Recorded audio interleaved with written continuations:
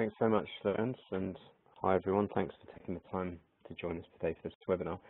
So I work at Lookout, and what I'm going to do today is talk a little bit, first of all, about phishing on mobile, why it's a challenge, how it differs to some of the other attack vectors we have on mobile, and then we'll look at how we can start to protect our users and our devices against phishing attacks that are making their way to the mobile platforms.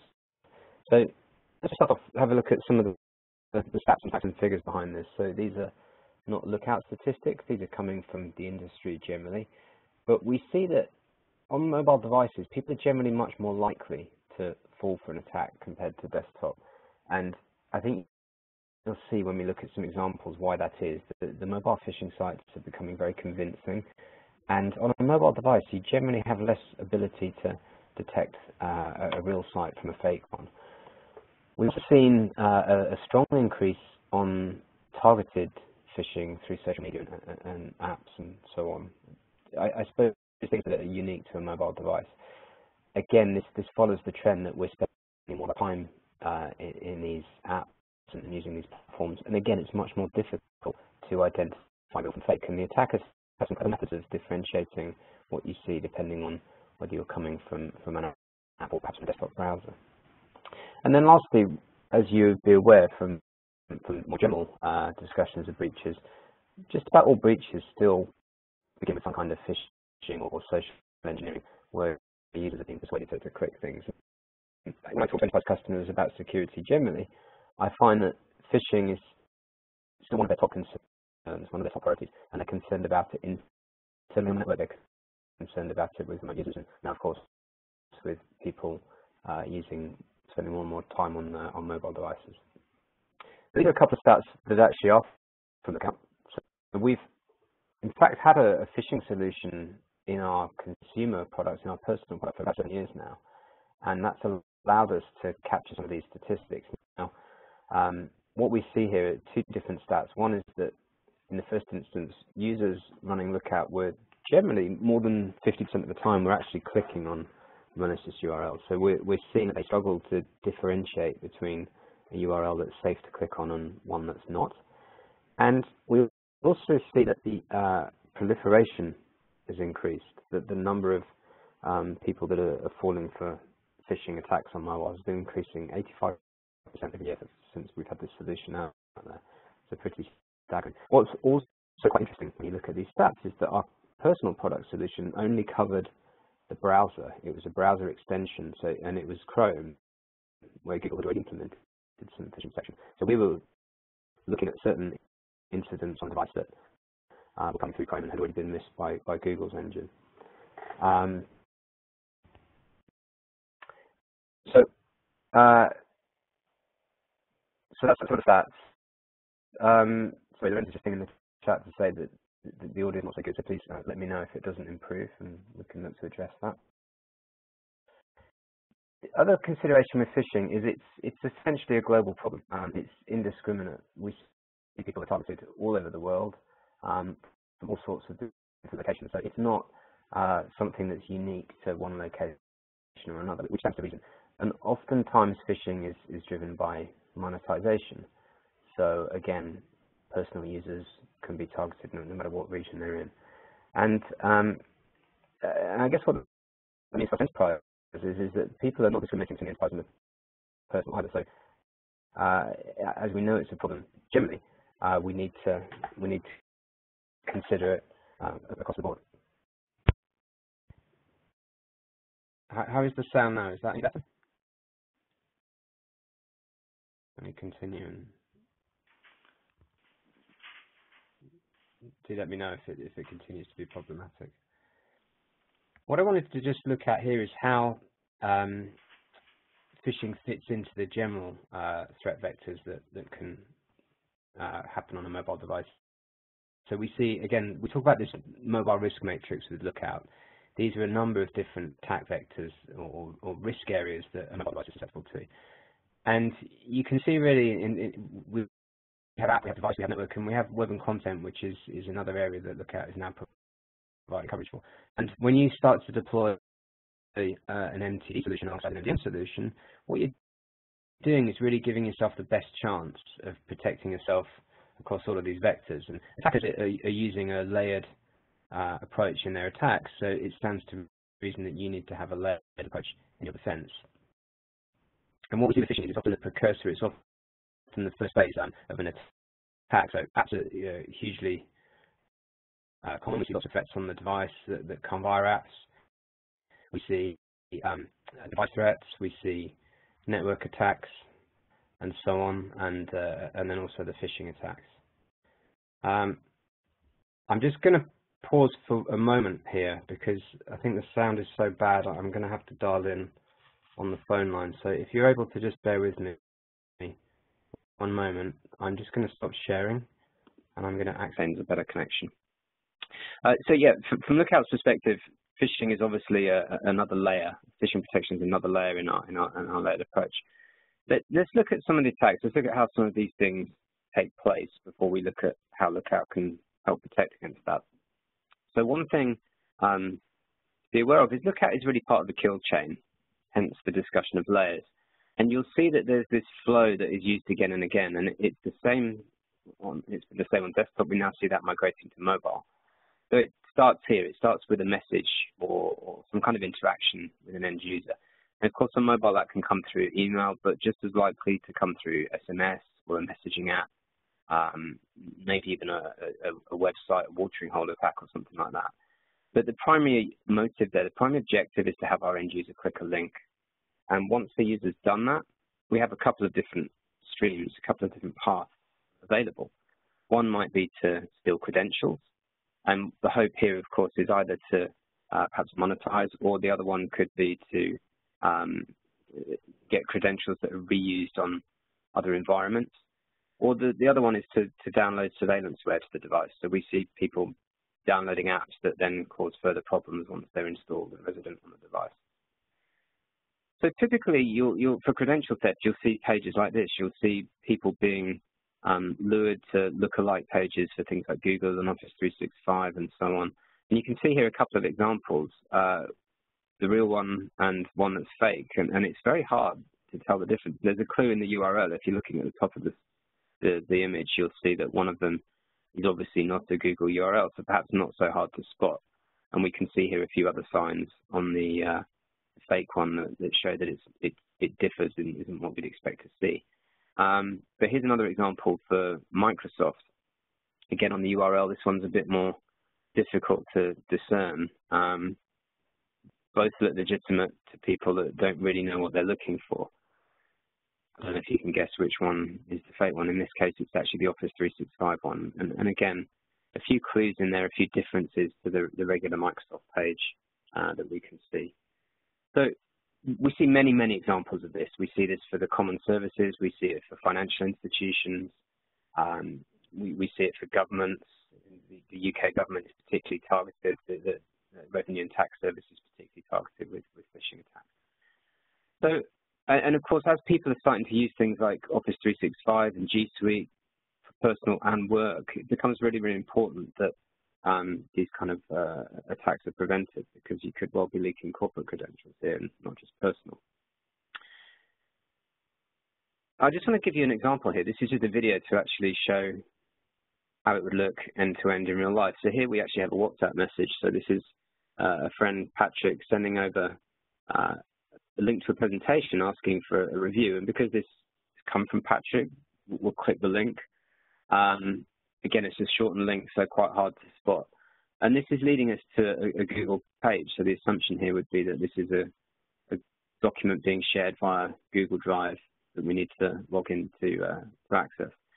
And again, you may see a bit of suspicion about the URL, but on the whole, for someone who doesn't really know what they're looking for, the fact it mentions google.com and so on makes it look particularly legitimate. And what happens here is our user signs in. And again, because this isn't the real Google page, it's just redirecting us to another website, at which point we maybe assume Patrick sent us an incorrect link. But of course, what's happened in the back end of that is the PHP script, which is sucking out the credential and storing in a database along with many other stolen credentials, and hoping that this simple password, lookout123, you can see that would have been reused across other websites, potentially in the corporate Gmail. that's just an example of how that would work without any phishing solution in place. It's also not just about credential theft. If you look at some of the attacks and campaigns that Lookout's been blogging about, particularly in the last 12 months, I think in every case they start with a phishing attack. Dark Caracal was an interesting one we disclosed this year, where we saw I think over 150 gig of stolen data across Android and Windows desktops, and it was targeting lots of devices in lots of countries, being driven out of by an actor in the Middle East. And this was using a number of different apps. There were a number of fake apps that people were being pointed to download via phishing. The other one, of course, is Pegasus. So you may have read about this. It's a slightly older one that was targeting iOS. And Pegasus was surveillanceware, and it behaved in exactly this way. But the payload was much more sinister than just a form asking for someone's credentials. So the way Pegasus spread was, if you look on the right-hand side there, there's an actual screenshot of the SMS that one of the victims received. And you'll see in there there's a link. That link was actually a single-use link. So the first time you clicked it on the right device, it would start the payload. If you clicked it again more than once, it would do nothing. It would redirect you to Google. So the attackers took lots of measures to protect their own code and stop researchers being able to obtain samples of their code.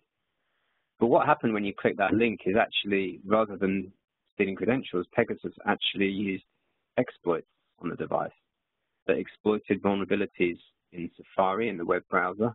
It used that vulnerability to be able to exploit two further vulnerabilities in the kernel.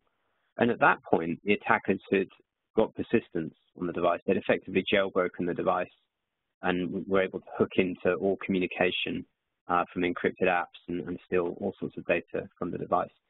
So, while phishing sometimes might feel like a less serious thing if it's just someone's email credentials being stolen, it actually has some really serious implications because we see it used again and again in the very, very targeted attacks as well.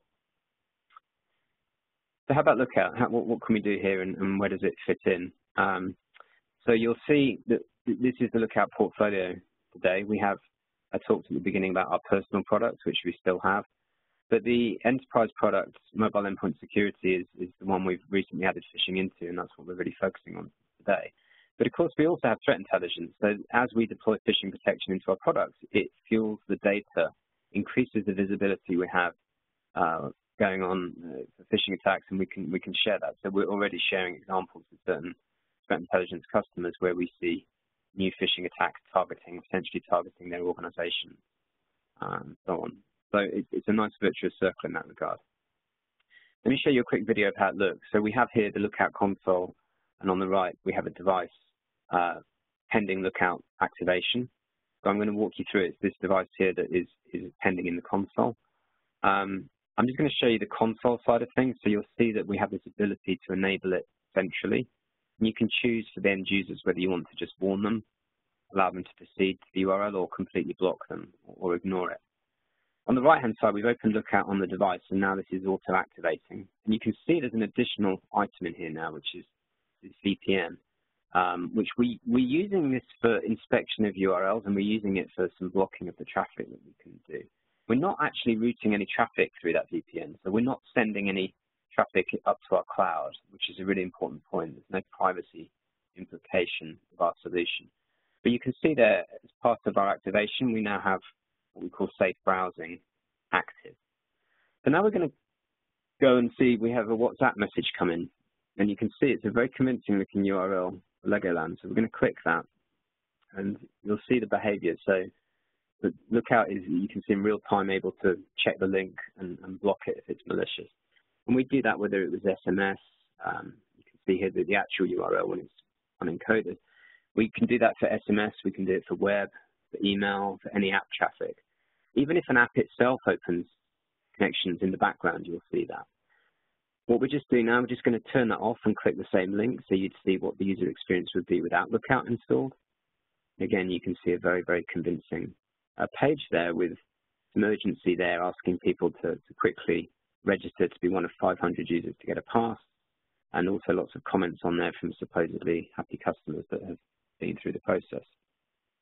So hopefully that gives you an idea of the experience. It's very user friendly. It's very real time, and we can do that across any element of the device.